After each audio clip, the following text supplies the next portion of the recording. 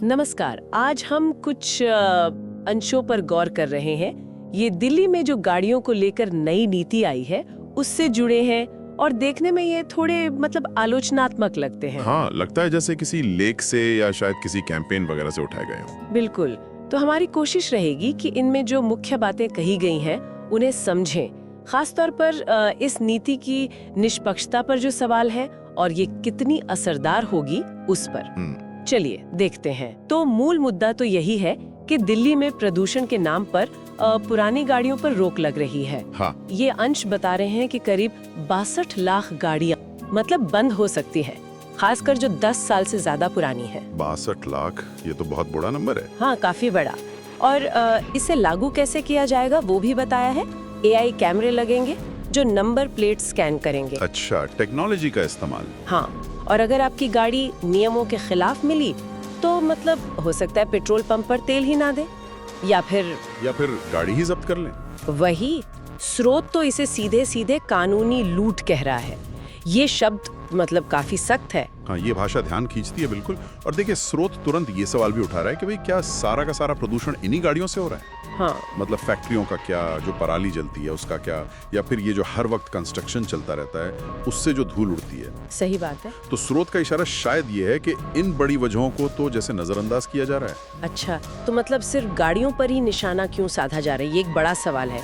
और ऐसा भी लगता है कि इसका जो असर है वो मध्यम वर्ग पर ज्यादा पड़ने की बात हो रही है। बिल्कुल बिल्कुल, स्रोत इसी पर जोर दे रहा है। सोचिए, कोई सालों तक EMI भरता है। हाँ। और फिर उसे अपनी शायद ठीक ठाक चलती गाड़ी को कबाड़ में देना पड़े, वो भी बिना किसी सरकारी मदद या सब्सिडी के। कम से कम ये अंश तो यही बता रहे हैं। तो ये तो सिर्फ एक आर्थिक झटका नहीं हुआ, ये तो लोगों की जो संपत्ति है उस पे सीधा असर हुआ। हाँ बिल्कुल, इसे इसी तरह से पेश किया जा रहा है। तो ये मामला सिर्फ एक पर्यावरण नीति का नहीं रहा, फिर इसमें तो सामाजिक और आर्थिक पहलू भी गहरे जुड़ गए हैं। सही कहा। और स्रोत इसे एक तरह की, यूं कहें तो, असमानता के तौर पर दिखा रहा है। असमानता किस तरह से? कि नियम आम आदमी के लिए तो बड़े सख्त हैं, पर क्या ये सबके लिए बराबर हैं? क्या जो प्रभावशाली लोग हैं उन पर भी ये ऐसे ही लागू होंगे? ये सवाल उठाया जा रहा है। अच्छा। और सीधे सीधे नीति के पीछे की जो नीयत है उस पर शक किया जा रहा है कि क्या ये वाकई प्रदूषण कम करने के लिए है या इसके पीछे कुछ और ही मकसद है।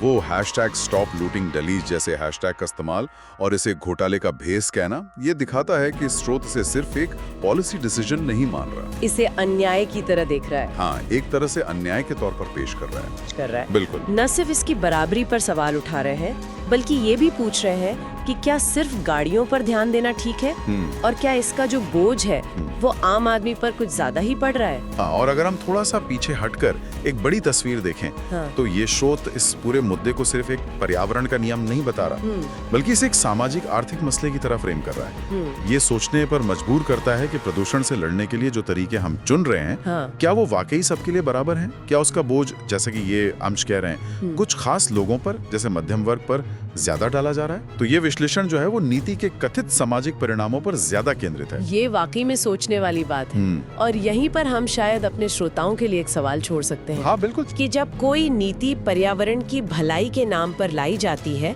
जैसा कि दावा किया जाता है, तो उसकी सामाजिक और आर्थिक निष्पक्षता को कैसे आंका जाए, उसका मूल्यांकन कैसे हो, खासकर तब जब इस तरह के गंभीर सवाल उठाए जा रहे हों, जैसा इन अंशों में है।